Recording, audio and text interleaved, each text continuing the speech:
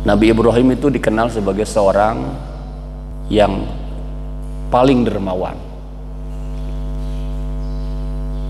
mengorbankan 2000 ekor domba dan 1000 ekor unta pada waktu itu. Bahkan Nabi Ibrahim pernah jalan sebanyak 8 kilo untuk mencari siapa yang belum makan, saking dermawannya.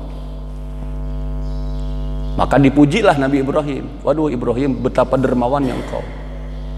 Kata Nabi Ibrahim, jangankan harta, jangankan unta dan domba, anak sekalipun, kata Nabi Ibrahim, jika harus aku korbankan perintah dari Allah, akan aku korbankan. Maka diujilah Nabi Ibrahim, ya, inni ara fil manam inni adzbahuka fangdur madza tara ya abati fa'al ma tu'maru satajiduni insyaallahu minas sabirin. Nabi Ibrahim bermimpi untuk Nabi Ibrahim diperintahkan untuk menyembelih Nabi Ismail alaihissalam. Itulah yang disebut dengan syariat ibadah Idul Kurban. Suatu saat Nabi Ibrahim ketemu dengan seorang sepulan, ta'al kadia. Kemudian diajaklah ke rumahnya. Lalu Nabi Ibrahim alaihissalam langsung bergegas ke dapur untuk menyiapkan makanan dan hidangan.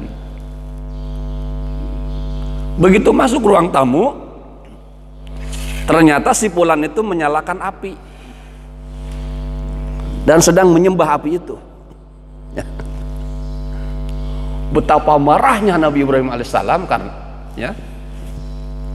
karena ternyata seseorang yang diajak untuk diajak makan itu adalah seorang penyembah api atau beragama Majusi pada waktu itu. Saking marahnya Nabi Ibrahim, kemudian Nabi Ibrahim mengusir orang itu. Kemudian orang itu keluar dari rumahnya. Beberapa saat kemudian Allah menegurnya, wahai Ibrahim, aku menyaksikan orang itu 70 tahun menyembah api.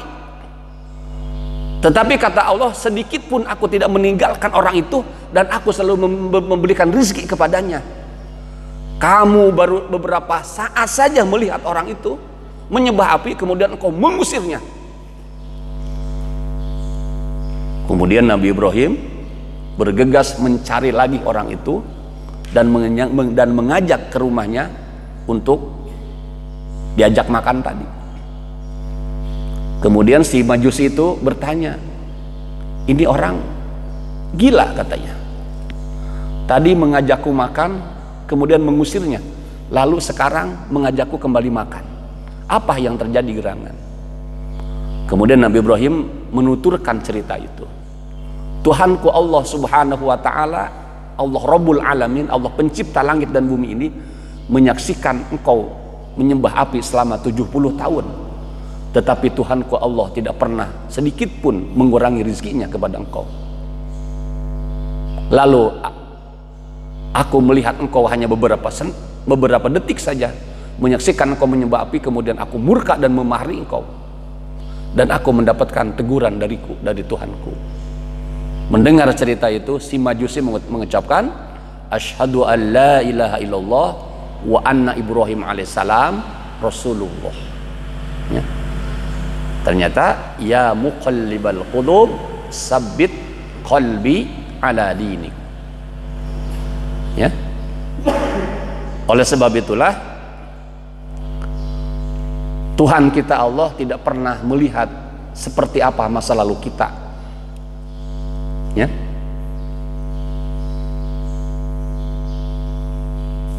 Saya pernah bertemu dengan ngaji bareng bersama Bung Anton Medan dulu, itu ada 5 tahun yang lalu di Masjid Abu Bakar.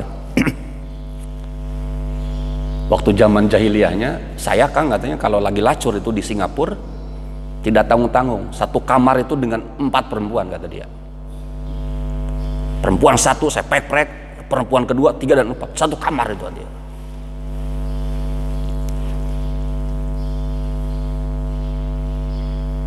Kemudian Anton Medan mendapatkan hidayah, dan hari ini mendirikan pesantren Darut Ta'ibin di daerah Cipayung, Puncak Bogor. Jadi mantan-mantan preman Cipinang Pasar Rebo, mantan-mantan preman-preman Jakarta dikumpulkan di sana dan diajak berzikir dan diberikan keterampilan oleh Anton Medan. Yang ramai di YouTube kita pertama menemukan Bupati Banjarnegara 8 tahun sebagai pengedar narkoba. Di tahun ke-9 dia mati suri. Ketika mati suri dipukuli oleh makhluk katanya sampai tidak kuat, kemudian didatangi oleh anak kecil. Istighfar kamu katanya. Saya sendiri karena penganut Katolik, apa itu istighfar? Yang saya kenal adalah astaga kan, bukan istighfar, astaga kan. Istighfar kamu. Saya tidak bisa mengucapkan istighfar. Saya hanya berdoa, ya Tuhan ampunilah dosa-dosaku.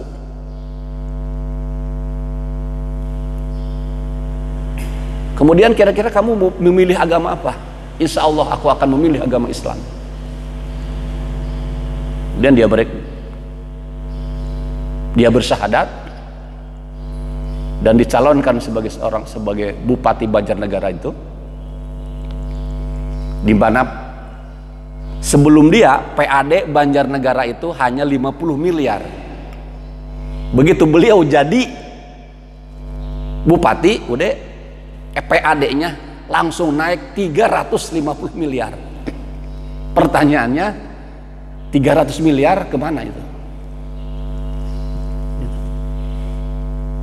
Dia gaji 5 juta, 5 juta saja. Ketika mau menraktir teman-teman pun katanya dia meminta ibunya untuk mentransfer uang karena ibunya termasuk orang-orang kaya itu. Dia menemukan hidayah Islam yang sangat luar biasa. Dan wajar kalau beliau lebih dulu masuk surga ketimbang kita hari ini. Bagaimana kisah Yahya Waloni kan, yang 8 tahun membaca Al-Quran untuk menghancurkan Islam dan untuk mengorek-ngorek kelemahan Al-Quran. Pendeta terbaik, gaji 350 juta, rektor Universitas Brawijaya, di tahun ke-9 mengucapkan asyhadu an la ilaha illallah wa asyhadu anna muhammadar rasulullah. Dalam pernyataannya, sesungguhnya aku tidak masuk Islam, tetapi Islam itulah masuk ke dalam jiwa ragaku. Al-Maidah 63, walau anna ahlal kitaba amanu wattaqaw lakafarna anhum sayyiatihim wa dakhalahum jannatin naim. Jika aku sebagai penganut ahli kitab Katolik tempo dulu, hari ini amanu, iman kepada Allah, wattaqaw dan takwa kepada Allah, lakafarna anhum sayyiatihim, maka Allah akan hapus seluruh dosa kafirku selama 50 tahun itu, wa dakhalahum jannatin naim, dan Allah pun layak memasukkan aku ke dalam surga yang penuh dengan kenikmatan. Bagaimana Umar bin Khattab, manusia bajingan yang mendapatkan SK untuk memenggal leher Rasulullah Sallallahu Alaihi Wasallam, ketika dibacakan surat Toha dia jatuh dan dia bersyahadat dan mencari Rasulullah bukan untuk dibunuhnya tapi untuk mengucapkan syahadat. Dan hari ini makomnya adalah berdampingan dengan manusia termulia Rasulullah Sallallahu Alaihi Wasallam. Qul ya ibadiyalladzina asrafu ala anfusihim la taqnatu mir rahmatillah innallaha yaghfiruz dzunuba jami'a.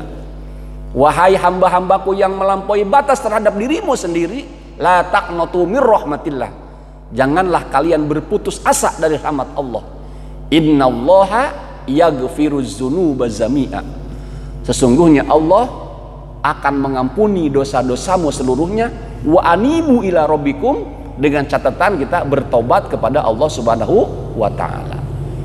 Mumpung masih hidup, mumpung belum ditutup pintu tobat, mudah-mudahan Allah Subhanahu wa ta'ala mengampuni seluruh dosa-dosa yang kita lakukan, dan mudah-mudahan Allah Subhanahu wa ta'ala mewafatkan kita dalam keadaan wafat husnul khatimah.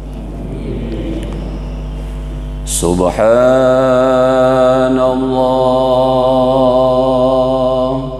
walhamdulillah wa la ilaha illallah huwa Allahu akbar. Subhanallah walhamdulillah wa la ilaha illallah wallahu akbar. Mohon doanya, saya sedang berjuang ini membuat pesantren tahfiz Quran di daerah Pantai Papak Garut ya. Baru dapat 3 kapling ini. Sudah jadi 1 vilanya kemarin. Alhamdulillah hasil roadshow saya belajar mensiarkan Al-Quran ya.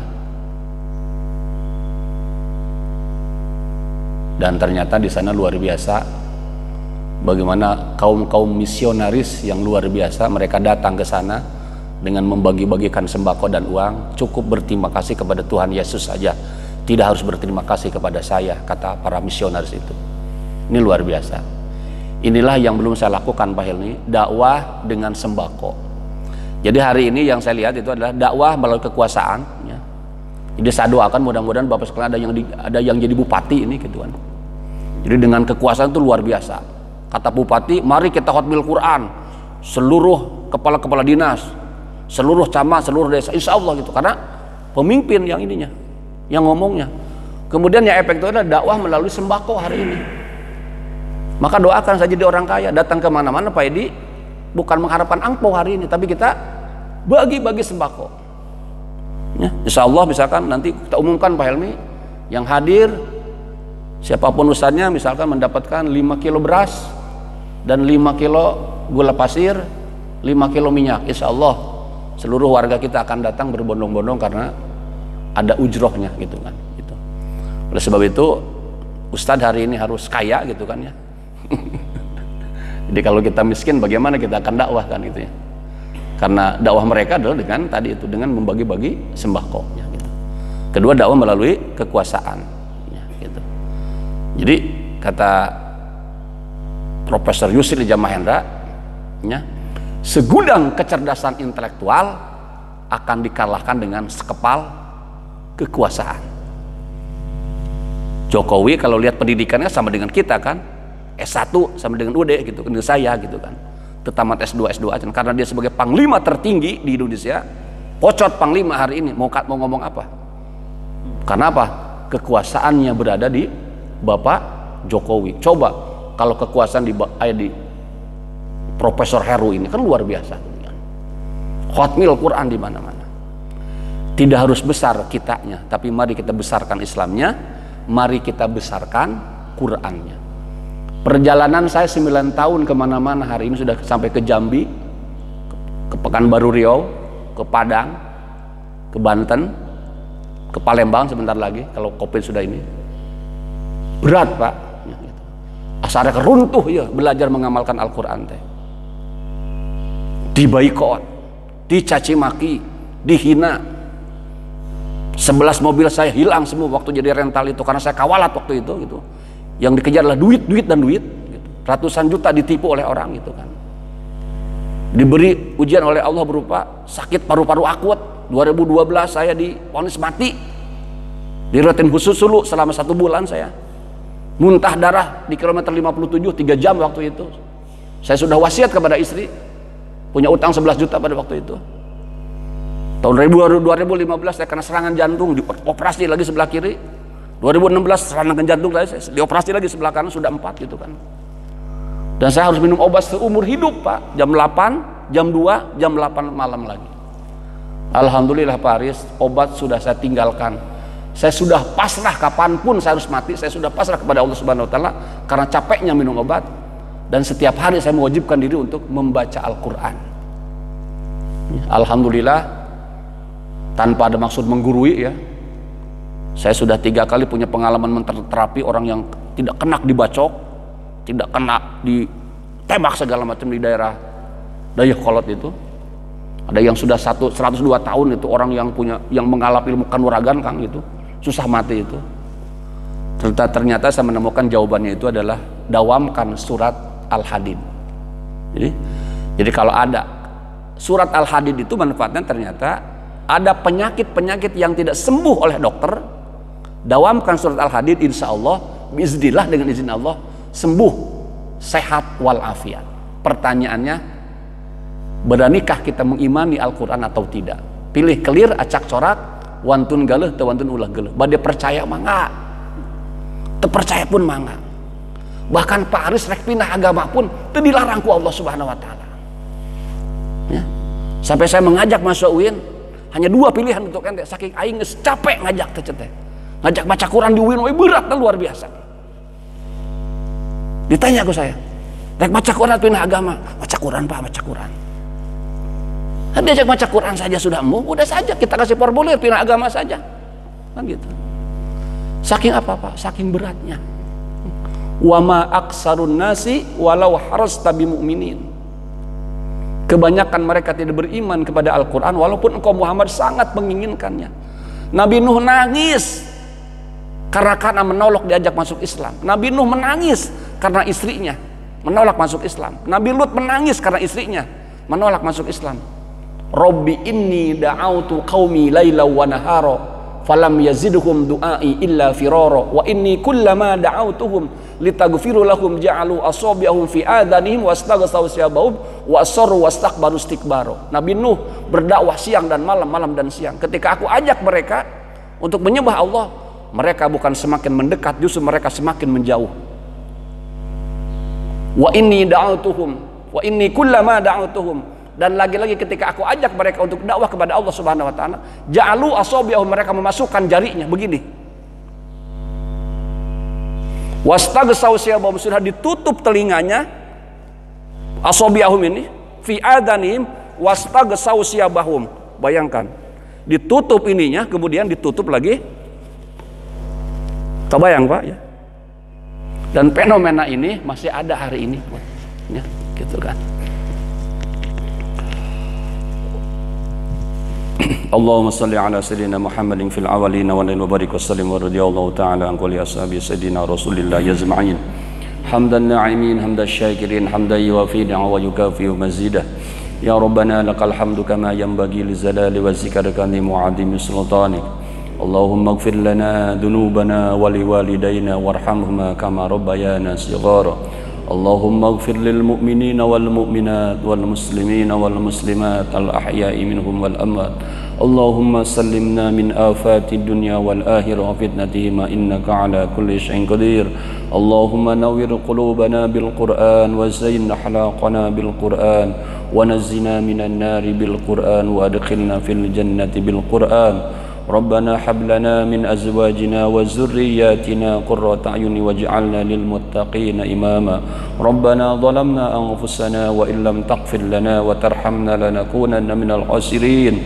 Rabbana atina fid dunya hasanah wa fil akhirati hasanatan wa qina adzaban nar. Subhana rabbika rabbil izzati amma yasifun. Wassalamun alal mursalin walhamdulillahi rabbil alamin. Nasalukal ijabah al-Fatihah. A'udzu billahi minasyaitonir rajim. Bismillah. Iyyaka na'budu wa iyyaka nasta'in ihdinas siratal mustaqim siratal ladzina an'amta 'alaihim ghairil maghdubi 'alaihim waladdallin. Allahumma rahamna bil Qur'an waj'alhu lana imama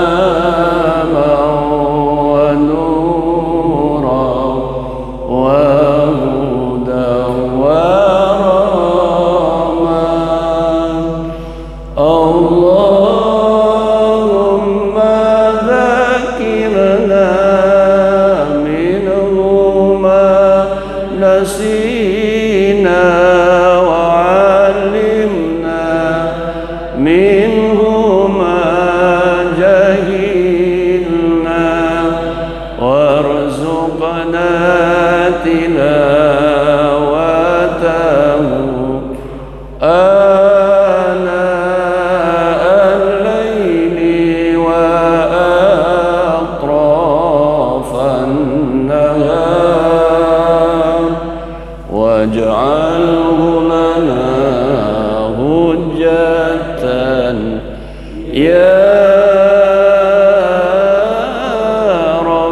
العالمين.